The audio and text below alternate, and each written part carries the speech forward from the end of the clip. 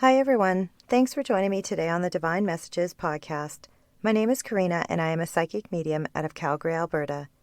Every other week, I have a plan for what episode I'm going to write and release, but Spirit always takes over and asks me to work on very specific ones and put them out. So last week, something happened that I've been guided to talk about in today's episode. There are times when I say that being psychic can feel like a curse. I sometimes go back and forth with feeling it's a blessing, and other times I'm exhausted with this way of life.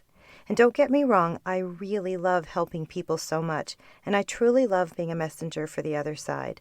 The part that I find very difficult is knowing things about people or knowing events before they actually happen. And that's the part that can be very confusing, upsetting, and overwhelming. For my life, I'm always given a 1-week warning by Spirit when someone close to me will pass. I don't always know who. I am just told that it will be a family member. I'm grateful that they want to prepare me, but many times I go into full fear mode for an entire week, worrying who it will be. I could probably do a full episode about it, and maybe I will someday. But my point is that there are many difficult moments that happen when you are a psychic medium, and the reason that I continue to do this work is because the good far outweighs the bad. Well, now let me take you back to last week and explain what happened. Actually, let me take you further back to the beginning. At the beginning of March, my husband had told me that he had booked his guy's golf trip to Palm Springs. And so he had told me the dates, and I realized that he would be gone during the first anniversary of my father's passing. I was completely fine to be alone, and I felt that I had done quite a bit of healing over the year. And then one day I was talking to my best friend in Ontario, and I happened to tell her that Nick was going on a golfing trip, and she had said that her partner wished he could do that. I was actually on speakerphone, and Nick had heard that and said, "Hey, we actually need a 4th person to go on the golf trip," and so they decided that he should go. So the next thing we knew, the guys, who are really great friends, had their trip to California all planned and set. So then my girlfriend said that I should just go to visit her in Ontario with the kids because they're all best friends as well. So we figured it would be great to all be together while the boys were away golfing. But the best part of all of it was that I was going to be back home with my youngest brother for the anniversary of our dad's passing. I knew without a doubt that the trip was all divinely timed. So a few days leading up to our flight, my husband got an email from the airline. It said that we could bid to upgrade on our returning flight home. And now I would never normally bother to spend the extra money, but that day I had the strong, and I mean very strong, message to tell him to do it. So he told me that he bid the very lowest amount, and then he said that it probably wouldn't get accepted because it was first class in the pods, and someone would most likely outbid us. But I turned to him and said, "Just trust me, we will get it." I remember that he just looked at me and laughed. I've said so many weird things to him over the years, and he's just used to it. Anyways, now let me fast forward to the day of our flight.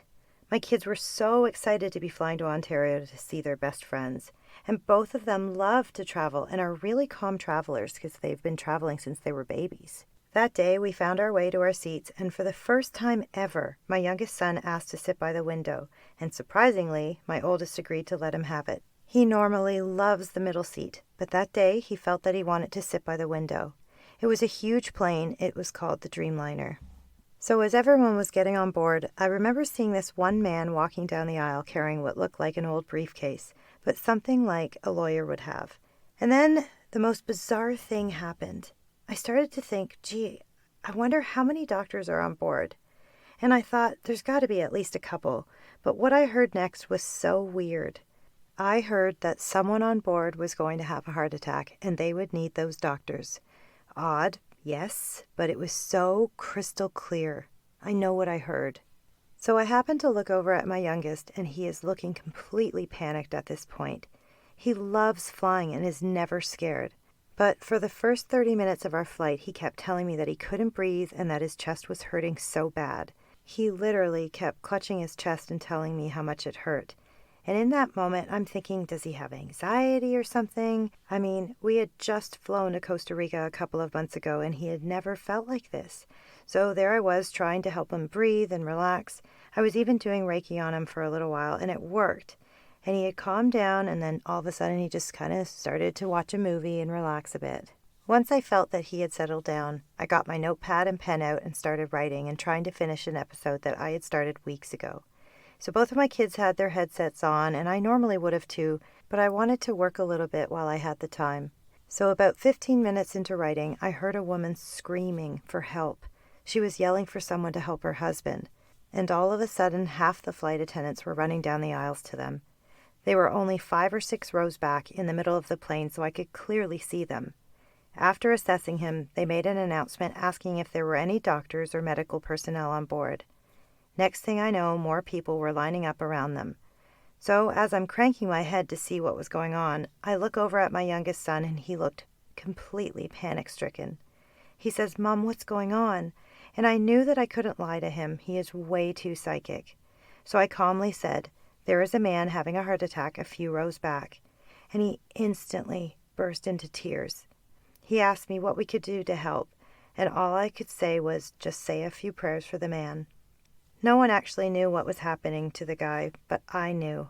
I knew it was going to happen before we even took off. And I sat there feeling completely helpless. I felt for the man in distress, his wife, and my boys. They are both such empaths, and they both looked completely traumatized. My youngest started to have a full-on panic attack.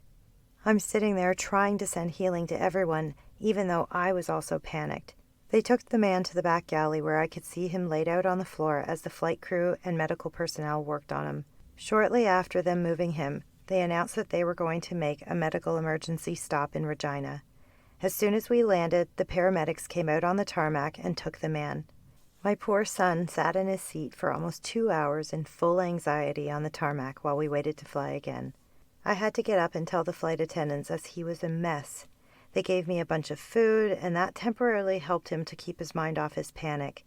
We called my husband to tell him what had happened, and he also tried to talk to him to calm him down. The poor little guy kept saying that he was never going to fly again. He was absolutely terrified. So the rest of the flight was not great. I worked on him as much as I possibly could, and we all just wanted off of that plane. When I ended up talking to the flight attendants again, I asked them if the man was okay and if it was indeed a heart attack. Sure enough, it was, just as I had heard. Thank goodness we made that emergency landing because they were able to keep him in stable condition. It felt like the longest plane ride ever, and when we finally arrived, I was so happy to see my childhood friend. She was the one that picked us up from the airport. When we went back to her home for the night, my other childhood friends showed up with their kids, and that night seeing them really helped to calm my kids down. They were both pretty shaken up.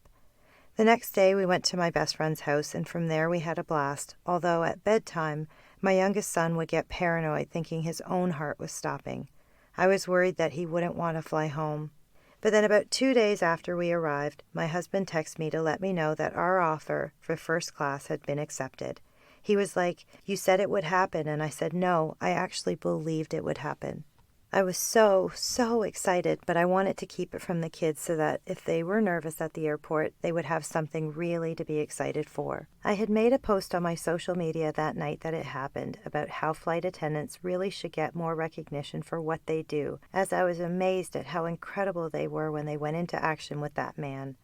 I've heard many people refer to flight attendants as just glorified servers. So many of my students, clients, and friends are flight attendants, and I wanted to not only post about it, but now talk about how incredible they are. They are trained to save lives and should be treated with the utmost respect. So here is my advice. The next time that you fly, be extra kind to your flight attendants. Treat them well because you never know, they may need to help you someday, and I don't mean by getting you a drink. If any of you have listened to any of my previous episodes, then you would know that I have an extra special place in my heart for flight attendants. Over the years, I have been so blessed to meet so many incredible flight attendants, and I know that our meetings were never a coincidence. They have all been placed upon my path as very special gifts. So when one of them reached out to me to see what had happened after I had made that social media post, she was so kind to offer help for my little guy. She reached out to her fellow employees, some that were on our flight that actually remembered my son. They offered resources and guidance to help him, all because of her. She even went as far as contacting the flight attendants on our flight home, and they made the flight extra special for the boys. So the day of the flight, I was dying to tell the boys about the upgrade, but I kept it a secret until we got to the airport. And the only reason I ended up telling them after going through security was because we got to go into the business class lounge. I will never forget the looks on their faces as I told them about the upgrade. Their mouths fell open in amazement, and my youngest son told me I was the best mom ever. In that moment, I felt his fears fall away and were replaced with excitement. And the minute we got on board, the flight attendants knew who we were, as my girlfriend had told them everything. They treated my boys as if they were royalty, and I thanked the universe for this incredible blessing. So you see, I had to do an episode about all of this. I was given a heads up about it all happening, and when I look back in hindsight, my youngest son knew as well. He was actually feeling the physical symptoms of what that man was about to experience, and I had seen it. So when I say that living this kind of way can be tough, not many people can understand it. How do you explain that you just know things when I even find it hard to wrap my head around it all? When I told my husband what had happened and how I was told about someone having a heart attack, he was not surprised at all.